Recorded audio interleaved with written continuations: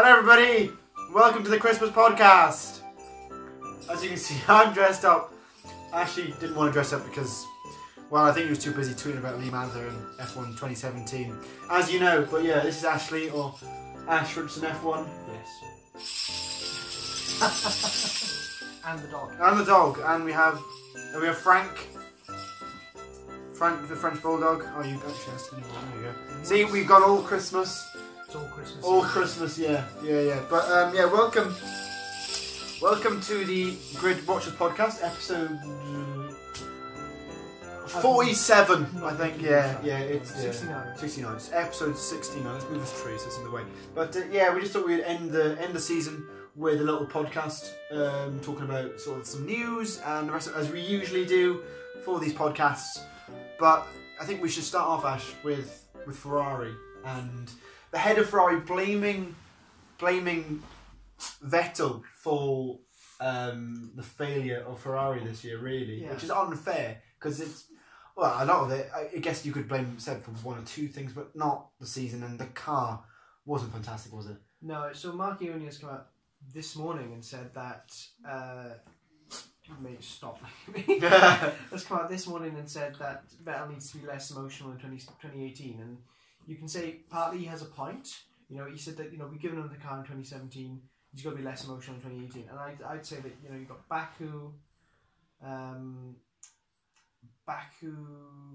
Mexico and Singapore where Vettel was too emotional and cost Ferrari the win. However, on all the other situations, Ferrari, as per usual, have bottled it, which is exactly why Alonso left the team. And then you've got Mark Ioni blaming Seb and said the car was brilliant. Well, from my perspective, the car was better in the first half of the season, and then it just got outdeveloped by Mercedes. The development rate of Mercedes was incredible. New parts pretty much every race. And, you know, look at the difference between the car at the end of the year and the car that's perhaps in the game. We won't talk about that today. Don't about way too much. Completely different. Whereas the Ferrari just hasn't really had massive visual updates. Obviously, they've done some, but it's just a shame because I think this Mark Ioni chap is not what Ferrari needs right now. He needs less Italianism. Yeah, I think as well, Ferrari, of course, were threatening to pull out as well. And that's another thing that is come from top as well. Same, yeah. Yeah, and I think, like you said, there's that undevelopment. Compared to Mercedes, I think Mercedes were always on it, developing the whole time, and that really helped them. Well, you see, we won the championship. The reliability was better. Pretty much almost everything was better with Mercedes. You know, the Ferrari was better at maybe some tight and twisty circuits like Monaco, but they still bottled it there.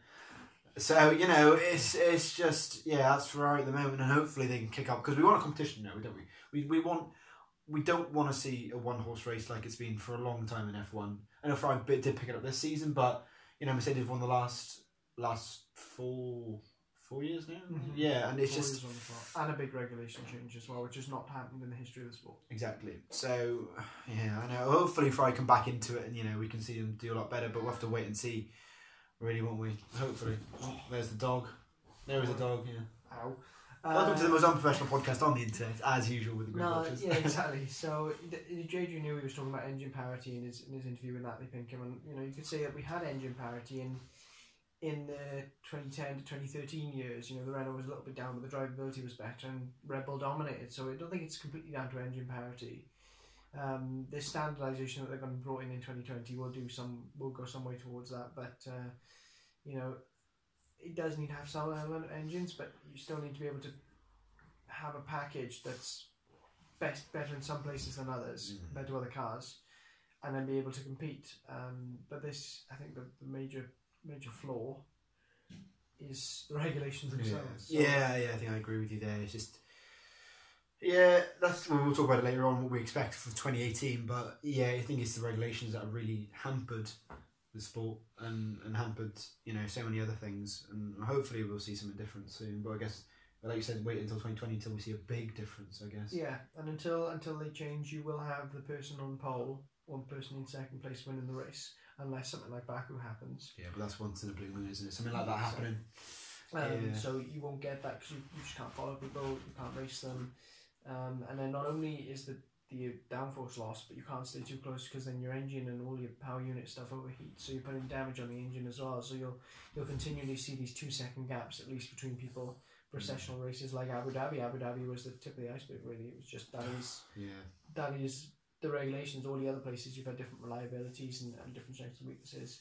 With the better races, I'd say, but Abu Dhabi really showed the flaws. Yeah, and and I don't think the track is fantastic for overtaking. It's never been a good track, as I don't recollect a good Grand Prix being at Abu Dhabi ever. No.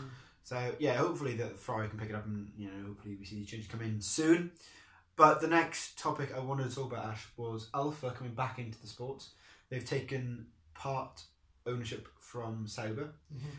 And we've seen the dispatch of Pascal Wehrlein, which is not really fair, really. And we've seen Charles Leclerc, who won F2 this season, come in for that space. So we've got Marcus Ericsson and Charles Leclerc. What are your thoughts on the whole move with Wehrlein and Alfa coming in? I think Leclerc deserves a seat, because if Palmer got a seat after winning F2 after about 4 years, it would be completely preposterous for Leclerc not to get a seat, because he's dominated. The fact that Ericsson stays shows how little Alfa have put in. So Alfa have put enough to get a name, but they're not to wholly buy out Ericsson's sponsors, because Ericsson still stays and Sauber need the money from him. So that shows that I think it's a half-hearted move from Ferrari to build a B team. I know that Frederick Vasseur is really pushing it because Sauber needed the funds. I think obviously it'll be 2 or 3 years before they start moving up the grid, but it's absolutely criminal that the only full-time driver to not score points 2 seasons in a row still has a seat. Wehrlein scored 5 points, albeit in 1 race last year, but it's still there, and he did the same with Man of the Year before. So it's it's consistency in total. Wolf halfway through the year goes, see you lad, I've got other things to get on with now, and he's, as you said earlier, maybe going back to DTM. So. And he won that championship at 19. I mean, who wins DTM at 19? Exactly. I can't even win AOR as a 21-year-old. So it's a real shame that he's gone. That Wehrlein's missing and Ericsson still stays. So I think if Ericsson, the real grade, if Ericsson dropped out, Stroll wasn't there, you'd have quite a strong field of drivers, with the current crop, and some of the other guys. Apart from Grosjean, I think Grosjean's rubbish. Yeah, I think he's just lost, Grosjean. But but that's unfortunately. I think Alfa might put more money in as the years go past if Sauber actually use the money well. Frederick Vasseur is a really solid man. He's the reason why Hülkenberg went to Renault, and then Renault were like, we don't want you, Vasseur. Hülkenberg was like, oh shit. But then Renault wouldn't let go of Hülkenberg to go to Mercedes, so Hülkenberg missed out on that then as well. But yeah, so Vasseur, every faith in him. The Sauber, obviously the team is really good, but ever since Peter Sauber left, it's just been straight down. So, and the dog's fired. It's pretty poor. But it's it's good because I couldn't see Sauber sticking around much longer if Alfa hadn't come in. Yeah. That's the. But Sauber, the last time Sauber did properly well, was back in 07. Yeah, 07. Okay, they were okay. Well, I mean, well, like.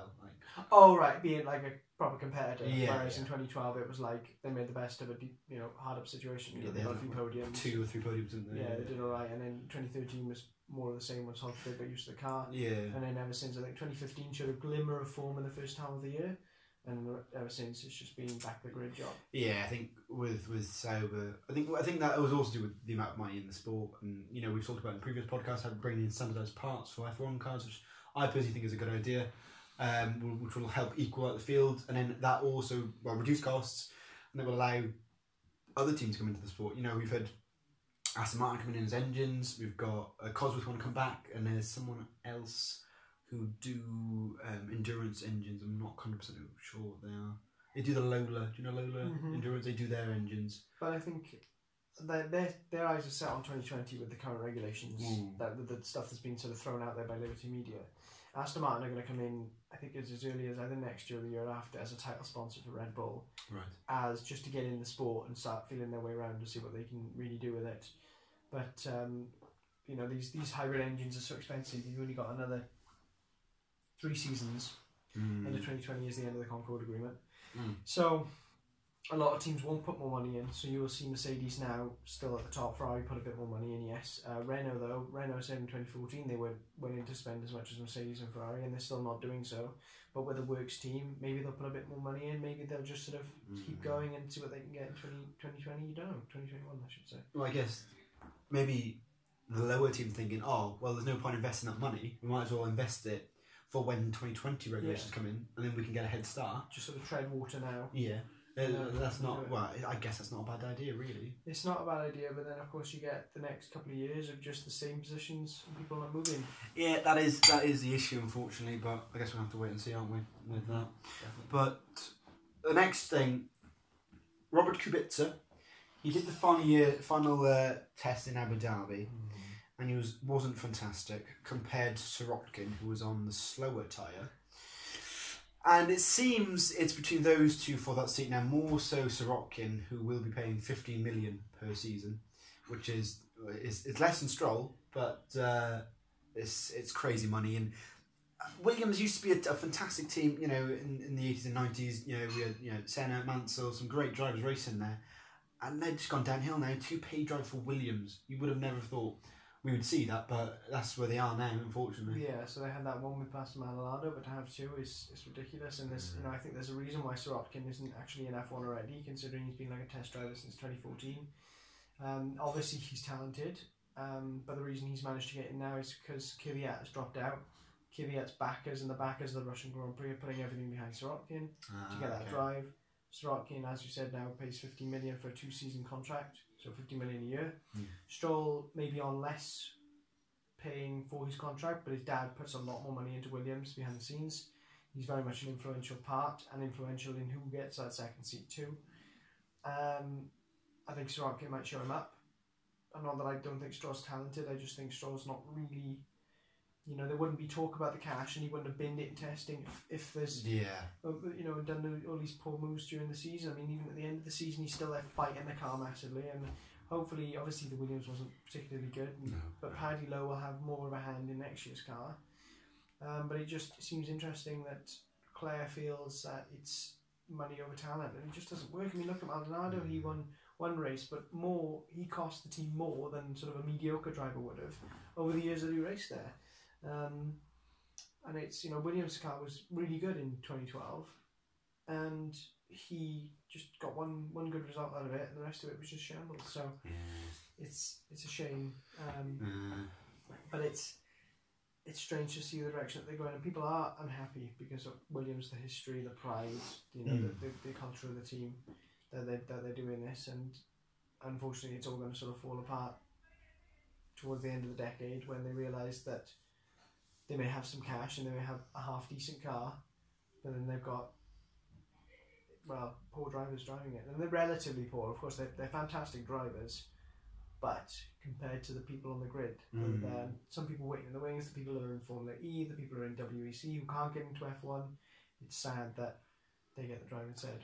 Yeah, that's the way it is, unfortunately, with motorsport these days. It's all about money. I think it's always been about money, hasn't it? Yeah. Motorsport, and if you've got the cash, you can get anywhere you want to. We have seen rare cases with Hamilton in 2007. He was pure talent. I know he had lots of sponsors, and his dad had 2 jobs when he was karting.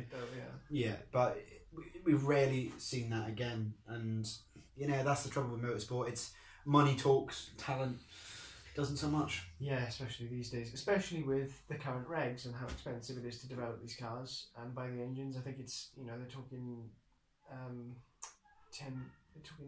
tens and hundreds of millions for engines over a season, and it's what killed off Caterham and Marussia really, or Manor, because they couldn't afford especially the engines because they're just so expensive, but they have to charge that much because the thing, and that's part of the reason why Williams have done still afloat, because they brokered that deal with Valtteri Bottas, and they had like 50% off their engines, and that was a massive thing. So Claire's obviously getting the finances back in place, but considering their budget's probably twice as large as Force India's, and look at what Force India did. Yeah, Force India fantastic this season. So well done with that, Yeah, it's unfortunate, but yeah. So are you saying Kubica? Or are you saying Sirotkin for that seat? It'll be Sirotkin. Kubica's out and running now. I mean, to get this far is absolutely incredible, and it's a real inspiration. And I think that obviously it's a real shame, but it's everything happens for a reason. There's a reason why he hasn't got the drive. Sirotkin will get the drive because of primarily the money, and obviously he is a bit quicker, and he's shown that he's been quicker. So unfortunately for Kubica, it's the end of the road. What other formula he goes into? He might go into GT racing because there's less force on his claw, because it's not a hand anymore. He's got so much tissue loss from it. It's literally like that, and he has to move it with his shoulder. He has no movement in his lower arm. So like when he gets in, you know, they put their elbows on the monocoque as they get in. So he does that, and this is like this. Like some claw, and then he wraps it around the steering wheel. So the fact he can drive anyway is absolutely unbelievable. But yeah, it's Sirotkin. Sirotkin is strong for next year. Yeah, that's not going to be great, unfortunately. Yeah, I think, like you said, I think Kubica may go into GT racing or world endurance. Yeah. You know, there's plenty of options for him. Yeah. Unfortunately, but it would have been a great story for him to come back. But you know, that's the way the cookie crumbles. Unfortunately, he got as far as he did. Yeah, but no, it's amazing that he got that far. Just gutted he got that injury when he rallied, because he didn't really need to go rallying, did he? No. He could have just chilled. He could have, yeah. Gone, did some sun lounging, or gone. Yeah, no, I ski. Oh no, I was going to say skiing, but that's. Yeah, skiing's not good. That's a bad idea. Yeah. Schumacher. Yeah, bless him. Cabbage. Well, I've nothing. I went there. We all know it, guys. We all know it, unfortunately. But yeah, next topic: grid girls. It's been hotly debated with the whole. I know the whole gender thing, gay marriage, and all this sort of stuff has been in the news lately a lot. And then grid girls has sort of come to the front of thing in the news, really. And they're debating whether to take them out of F1. What do you think of that? I think it's obviously it's a case of objectifying women. You know, yes. They're saying that this woman is a grid girl. She is. You know, there is no more to it, or things like that. Well, no one's. Unfortunately, no. The way I look at it is, no one's made her be a grid girl. No one said, right, you need to stand in front of a car scantily clad because that is your job. No, she said, I'd like to be a grid girl. There are, you know, grid girls are 99% of the time very attractive, and it's just like being a model. Being a model on a grid, and it's part. You know, you could say, okay, male racing drivers, and we're staring at them, and to be honest with you, we don't. We just see them holding up the numbers. It's very, very rare that someone goes, oh, look at that grid girl. No one really says anything. It's just part of the show, and I think that's, you know, they're not. People think and say, oh, well, they're not valued. You know, they're not valued for what they're doing. And it's like, you see sort of both sides of it. You can say that, well, in this day and age, is it really necessary? You know, is it really necessary to have the man with all the women around his car? You know, here and there. But I really think that, you know, no one's forcing anyone to be a grid girl. No one's forcing anyone to wear what they need to wear in front of the car, or stand, do modelling shoots and things like that. Nobody cares. And then the thing is, with the podium, you get loads of women lined up on the podium as well in dresses. So it's like, they wouldn't do it if they didn't want to. No one's forcing them to do it. There's plenty of other jobs. Yeah. What about you? Yeah. Well, I think, like you said, no one's forcing them. But I think as well, some of them do because they like F1. It gives them a free pass to be near the cars. And some of them, I'd not say all of them, some of them do it because it's a job, and some of them do it because they like F1. And they like F1. That's fine. They like the whole scene, the show. Exactly. And like you said, I think it's sort of part of the show. Not having them there would be, I don't know what you'd have instead. Would you have like a stand with a number, or I don't know what you have in their place. But for me, I'm not really fussed if they're there or not. Yes, it really isn't a big difference. Exactly, yeah. And I think, you know, I know in this day and age, you know, equality and the rest of it, and I guess maybe we'd see some grid guys there. Yeah. I don't know, would the guys wear skimpy skirts, or what? I don't know what would they wear. Get some of Rixon's gear out. Dress him in some black leather. Yeah. No, you're right. Yeah, so people have been pushing. Oh, why not grid kids or grid men? And it's like, well, if it's that big of an issue, don't have them anyway. You know, but it's like you're making something out of nothing. It's like, you know, oh well, it's an issue, but if they don't want to do it, don't do it. You know what I mean? It's no one's forcing grid girls. No one says, right, you're in school, you are a grid girl, you're a grid girl, you come in here, you need to do this. Of course, when they're there, they do their job. But as you said, it's an interesting part that they, you know, being on the grid and having that access and being part of the show, because they're on TV, they're part of the show. Yeah. They're, you know, what they call flaunting what they've got. You know, you're flaunting their talents, and why shouldn't they be able to do that? Yeah. Well, if I was an attractive woman, I'd love to be a grid girl, but. Yeah, I know. But But if Rickson wants to volunteer and have some of his bondage gear, then that's cool. Yeah, if Rickson, if you're watching, email us in at gridwatchers.com. That's not an email address, but but let us know your thoughts on everything we've discussed so far down below, because we love to hear what you're saying below. See you next 2017 season. Not been great, has it? I know we've mentioned a little bit in the last podcast, but best bit or best bit, depending on time. I don't know how long. I quite enjoyed Malaysia because Max getting the jump on Lewis, and Lewis. I think Lewis played it down. Lewis played it down in saying that, as he approached me, I knew it wasn't worth fighting him. And to some extent, that's correct. But what he didn't realise was he didn't expect Max to go for that move so quickly. He expected it all to settle down and then to control the gap like he does in many other races. And what Max did was notice in the first 2 laps that Lewis was clipping a lot. He wasn't getting full deployment. So Max used his deployment, used a different line at the last corner. And all of a sudden, it was, he was so close to Lewis. Lewis didn't realise the closeness speed as Lewis clipped. As the battery came out the end of the straight, Max's didn't, because Max had deployed it properly. And he went on Lewis. As soon as Lewis realised, he went to move, but he couldn't move anymore because Max was already there. Max made the move and off he went. He was gone. And then Alonso, Magnussen, Vettel job.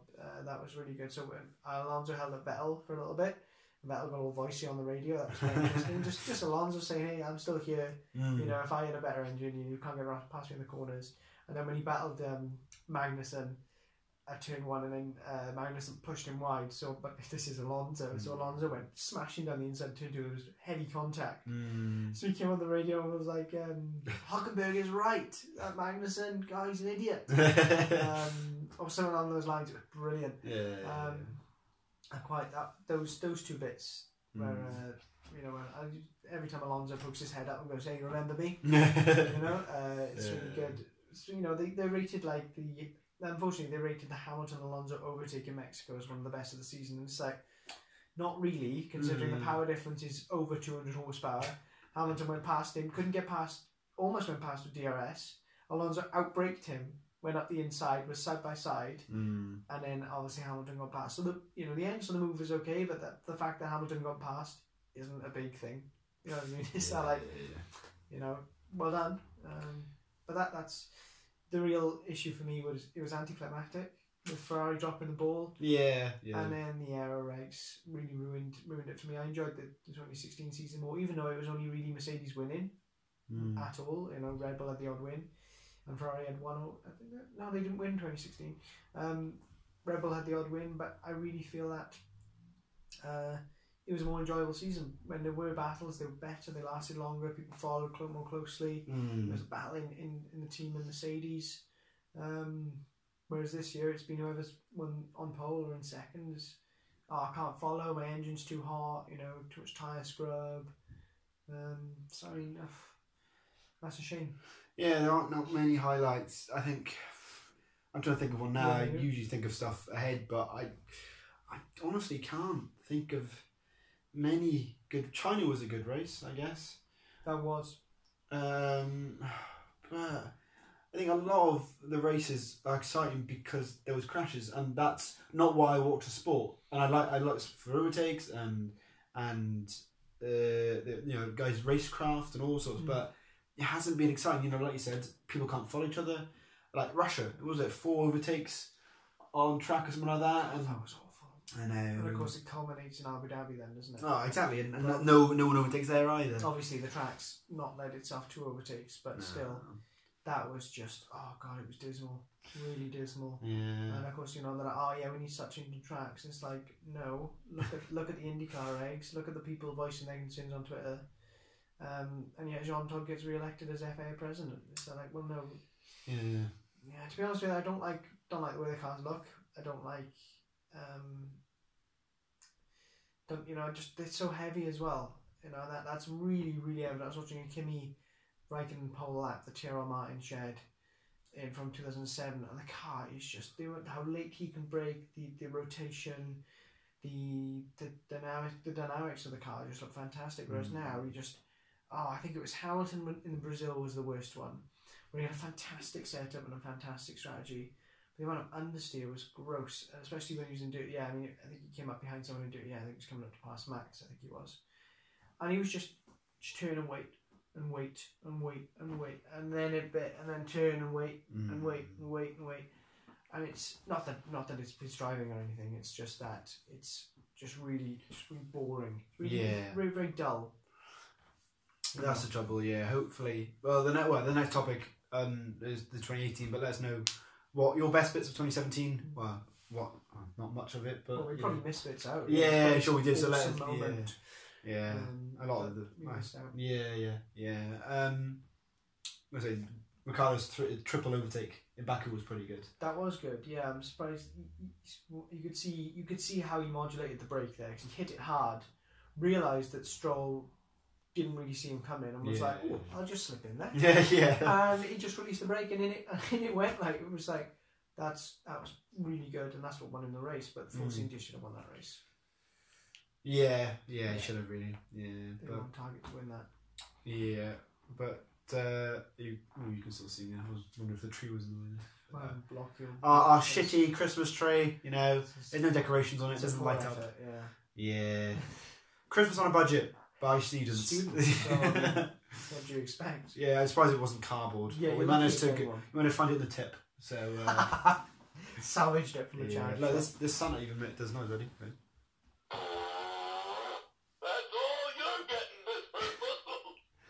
Wow. I know. I found on the floor. Star Trek.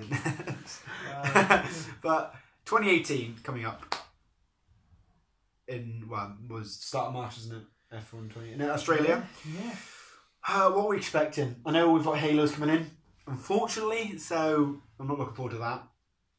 But are we expecting anything different from this season? No. Optimistic as always. More of the same.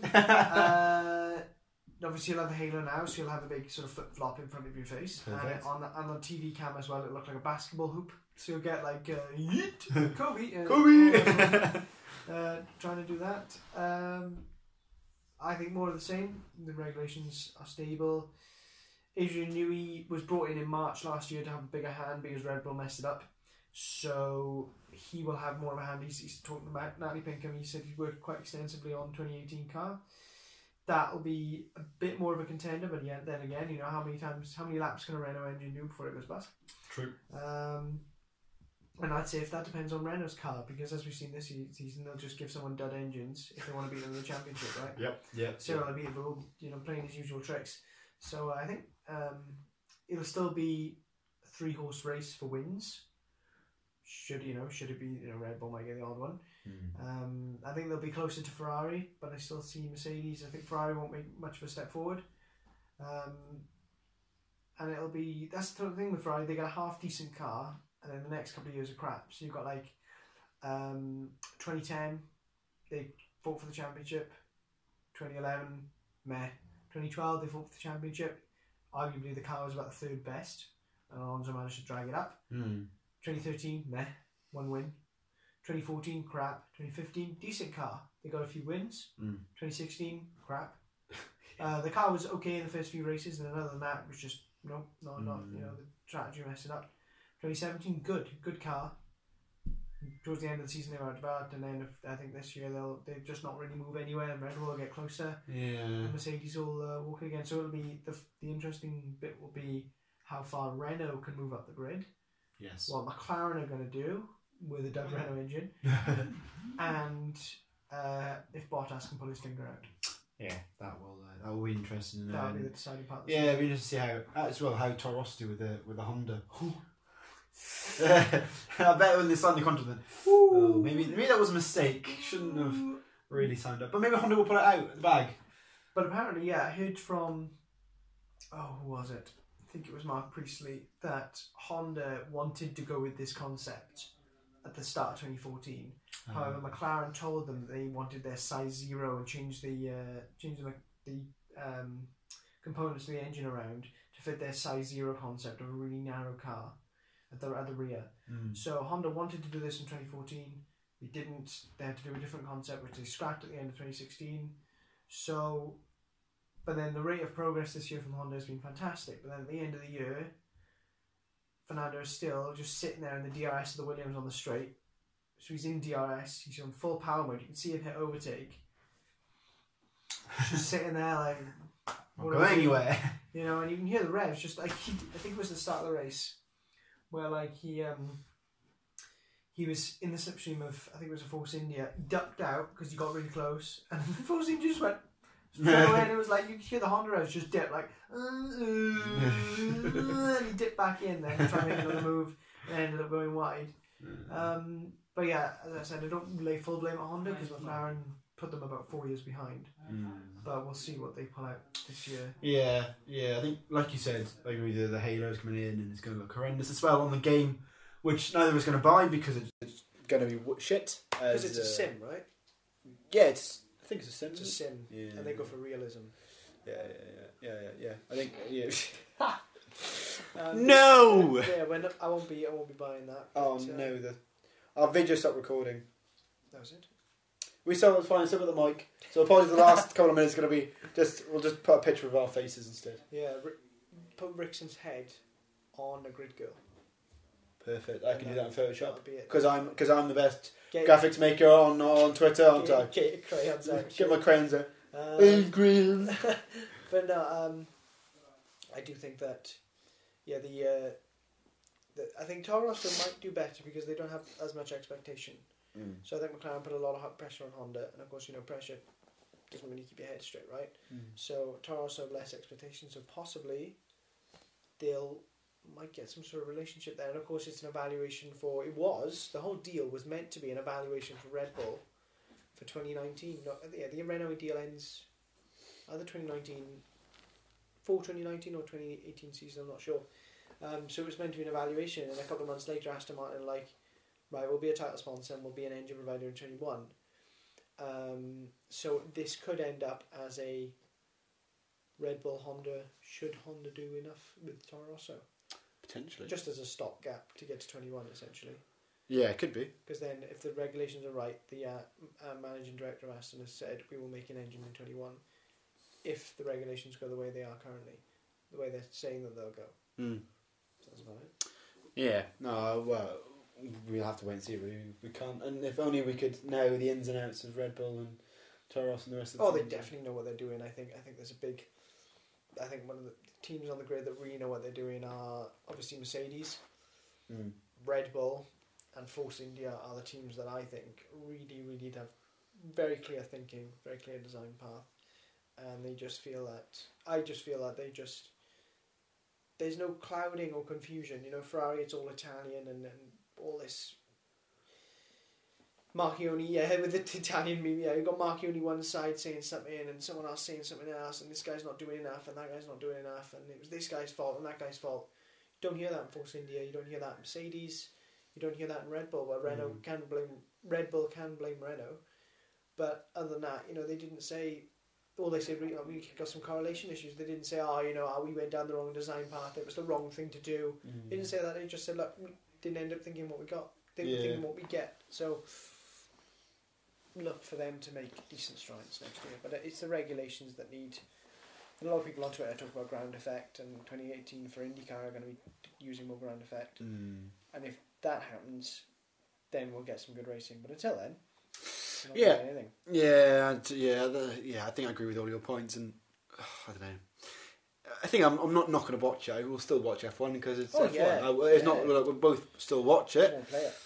Yeah, just want to play the game. Yeah, because it's really realistic. So yeah, it's too realistic for me. Really. Yeah, I can't deal with that forced feedback. So it's I mean, I've just not got enough experience to realise what a sim is, I guess.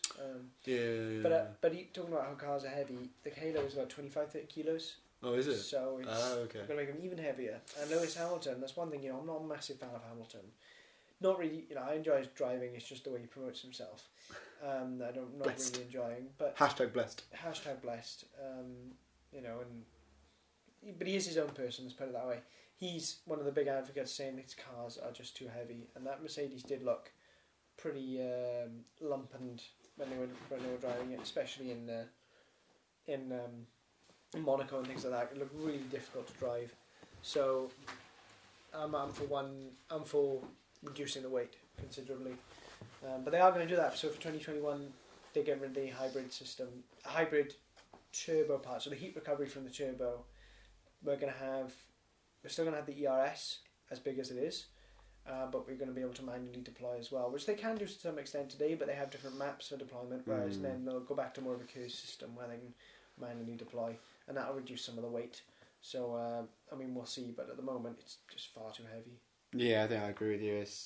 The cars are far too heavy, and, back in the day, 10 years ago now, they were just, cars are so much lighter, but, I guess, hopefully Liberty Media get it sorted eventually. It's a process, and it's going to take time. Yeah. But, I think, like you said, 2018, hopefully, will be, I don't know, it's not going to be great, but, They're limited in what they can do because of the Concord Agreement for 2020. Of course, yeah. So they're limited in how much they can change.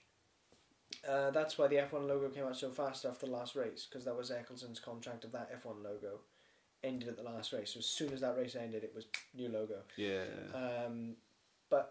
So the Concord Agreement, which binds all the teams and certain sets of regulations to 2020, is there. Once the 2020 season finishes, then they have completely free scope. As of now, they have a decent amount of what they can do, but they can only do up to a point. And if you're trying to change a recipe, you don't just dump a huge amount in, right? You just add little bits at a time just to sweeten it, or to change the flavour. You don't go dumping huge amounts in. And what they're trying to do is, with Ross Brawn as well, who's really good at this sort of thing, is just try and tweak and try and make the best of what we have for now, and then perhaps view other options on what they can do. So we'll see. We'll see what I have every faith in them. A lot of people don't, but I have every faith in what they can do, because anything's got to be better than Bernie when he hit his 80s. Yeah. What he did for the sport was amazing up until about 2007, 2008, and that was it. Yeah, so hopefully that's we'll see a good F1 season soon. But I think that rounds off the Le Podcast number whatever we are on. I think it's like 22, 23. I'll double check that afterwards. Yeah, we'll see. I have my laptop. I haven't got my charger for my laptop, so I can't actually see and I can't edit some videos. So hopefully it comes out tomorrow. So tomorrow will be Christmas Eve. So hopefully everybody has a nice Christmas. If not, Merry Christmas, because it'll come out on the 26th. Or can I release a video on the 25th? Will anybody watch it? Probably not. Yeah, because they have to spend time with their awful families, so they can just sit on their phone and watch a video instead. Perfect. I'll do that.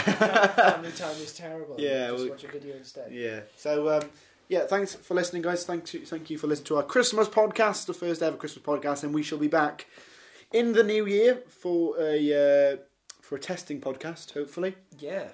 Yes. Hopefully Ashley can join me on that. I think we should be.